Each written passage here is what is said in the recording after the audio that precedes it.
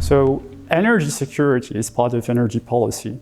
And energy policy in Western countries is very closely related to climate policy. You cannot do energy policy without doing climate policies, and you cannot do climate policies without doing energy policies. And climate change and the threats related to climate change, also security threats related to climate change. And here I don't necessarily mean rising sea levels, but like issues related to food security, migration. It all has a security element to it, packaged to it. So the future of energy security will be, on one hand side, shaped by climate policies and our determination to fight climate change and mitigate its effects. But on the other hand side, it will be also affected by external developments, i.e. through the war in Ukraine, through what's happening on the gas markets, especially through policy choices that are being made by European countries, especially through the EU, to alleviate those problems that nations and allies are suffering from in Europe and try to look for long-term sustainable and safe solutions for all of our citizens.